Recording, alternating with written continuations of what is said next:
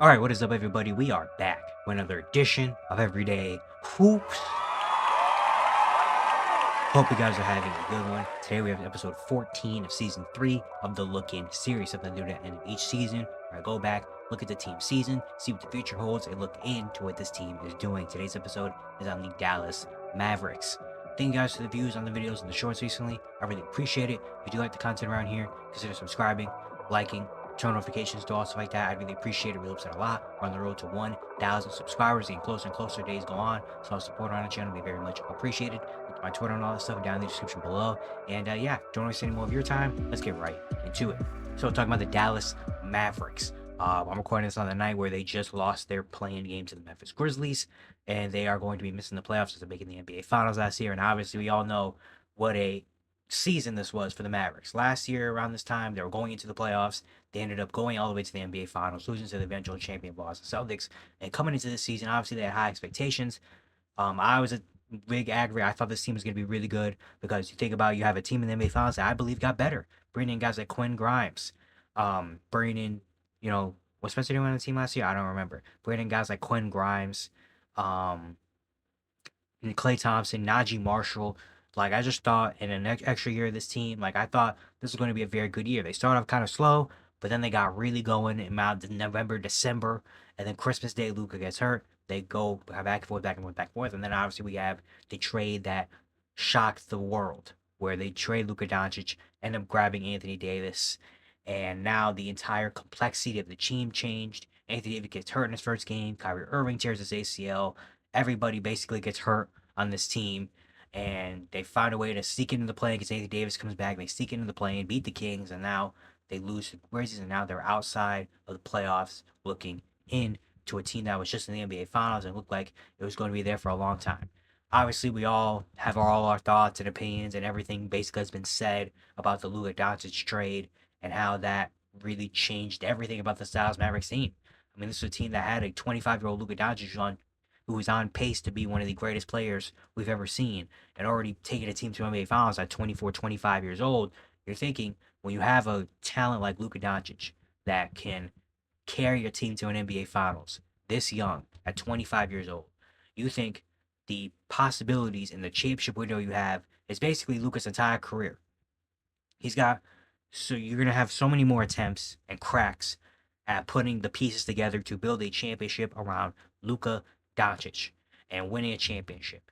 And now with that gone, you're bringing in a 31-year-old Anthony Davis that already has had his injury concerns.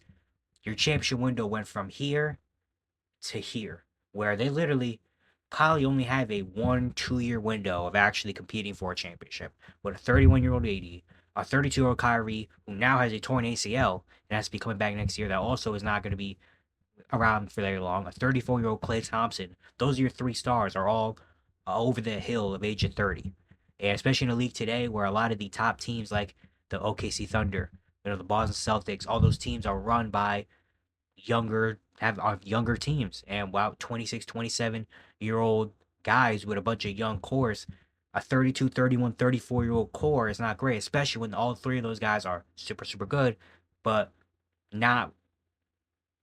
I don't want to say Anthony Davis can be a top 10 player. Kyrie Irving can be a top 15 player. Klay Thompson can be really good, but they don't have a generational kind of like a. I don't even know how to word this. They don't have a LeBron. They don't have a Giannis. They don't have a Steph. They have amazing players.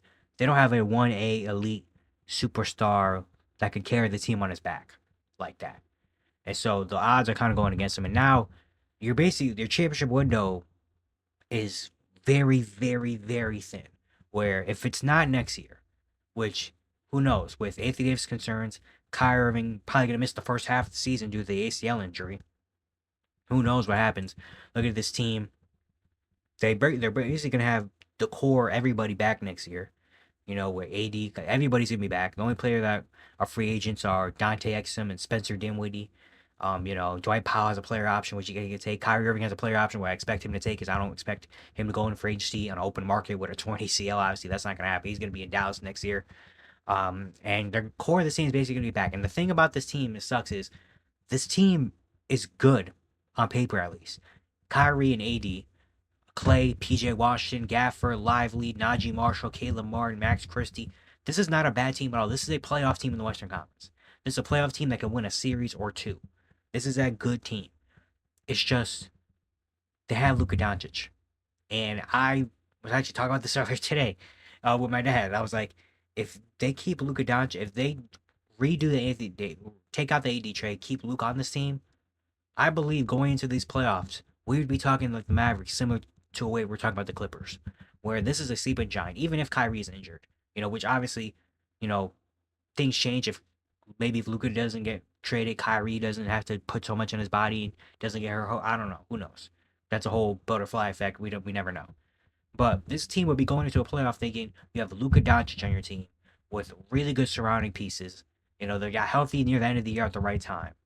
And now we're going into a playoff series where Luka Doncic is one of those guys that you don't really want to pick against him in a playoff series. If there's a list of top 5 guys of like guys that can carry you in a playoff series and guys you don't want to pick against, Luka Doncic is firmly in that top 5. I don't know where he stands actually, but he's firmly in that top 5. And so now you look at this team with AD, Kyrie, with this nucleus, and literally like there's not really much of a window because you expect Kyrie to take a player option for next season. If he's on the last year of his deal, who knows what happens then? I don't know. I want to say I think he would stay in Dallas, but who knows after next season what happens?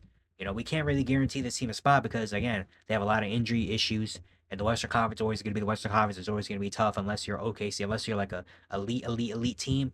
You're going to be in a dogfight in the Western Conference, and I'm just thinking about this team. If this team next year comes out and doesn't win a championship, or maybe even doesn't win a first round series, or they lose in the first round or anything like that, what happens next with your team? Like, what happens after? They Nico Harrison made this move apparently to go all in, even though you trade away Luka Doncic, you trade away a top 5 player, that automatically means, you're probably not gonna win. Obviously, you're going into a different direction. But Nico made this move because defense wins championships and to go all in on winning a championship right now. He put all the chips in the middle of the table in a random weird way.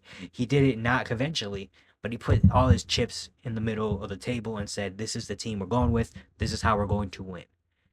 And while this is still a good team, championship contender, I'm not 100% sure about that. I think I would take a couple more teams than before I take Dallas in terms of winning. But then again, you never know. A healthy year next year, Kyrie comes back second half of the year and goes back to what Kyrie's doing. Anthony Davis stays relatively healthy. Maybe this team could be good. I think it's still a playoff team. But let's say we go in next year. Whatever happens, happens. They don't get to the finals. They don't win a championship. They maybe, who knows? Maybe they don't make it out of the first round. Maybe a second round exit. You know, what is the next move for the Mavericks? Like, how do the Mavericks do that? Maybe obviously that's a better question for when it actually at the end of next season where we're here and thinking about see where it ends up. But it's just again the one big thing about the Luka trade, the shortening of the championship window, man. The shortening of the championship window.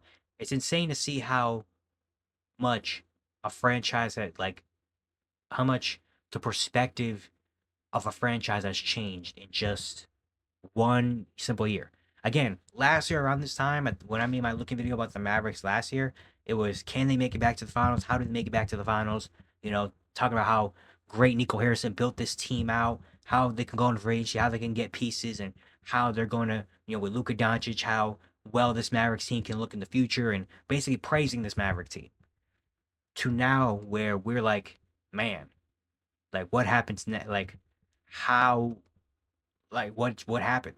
This probably is one of the most like kind of like hellish seasons you can think of if you're a fan of a team. Like literally going from trading away the franchise player unexpectedly, crushing your souls, to the injuries that happened to Kyrie tearing his ACL, to everybody basically on this team being hurt, to now missing the playoffs after you were just in the NBA Finals last year, and now the outlook isn't so great. It's insane how much this team has changed and how much of a teardown, like how much of a teardown that one year just has brought a team. Where we're looking at this team from a completely different perspective from just a year ago.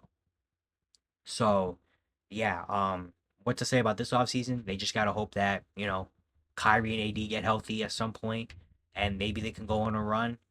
Maybe they can snag a player or two in free agency. Maybe they flip Clay next year and get something decent, or flip PJ Washington, who's gonna be on the last year of his deal. I don't know. I don't really know what to think about what this offseason does and what happens next. But it's the Mavericks are it's a tough team. It's a tough team to talk about and think about. Especially in the context of they traded away Luka Doncic when they were just in the NBA Finals. So yeah, I don't even know what the title of this video is gonna be. It's just like the destruction. It might be like the destruction of the Dallas Mavericks or whatever. I have no idea. But yeah, I'm sorry, Maverick fan. I made a video, multiple videos talking about the Mavericks. I'm sorry, Mavericks fans, for everything you've been dealing with. If you're not a fan of them anymore, I understand you. And yeah, wow, we just gotta wait to see what the future brings and how well this trade will look by the end of next season. Really, that's what I'm looking at. I'm looking at next year and thinking about how things are gonna go. I'm looking at the end of next year because again, if Kyrie Irving is probably gonna accept that player option. He's probably not gonna get an extension right now, unless he really goes up and says, "No, I really want to stay in Dallas." Which I can see a world where he stays in Dallas and rides it out there, because why not? Where else is he gonna go? Again, we don't know what next year's gonna bring. Maybe there's a spot that opens up somewhere else. But yeah, man, I just don't really know where the Mavericks team goes from here. They just gotta wait for next year, hope for health, and see if they can make a big run. But yeah, it's gonna be it for today. Hope you guys enjoyed. Once again, if you do like the content around here, consider subscribing, liking, turn notifications, do all stuff like that. I'd really appreciate it. Really upset a lot. Once again, we're on the road to 1,000 subscribers. So all support around the channel be very much appreciated. There's a playlist up here somewhere. You can go back and check out the other episodes of The Look in there. And yeah, I'll see you guys tomorrow.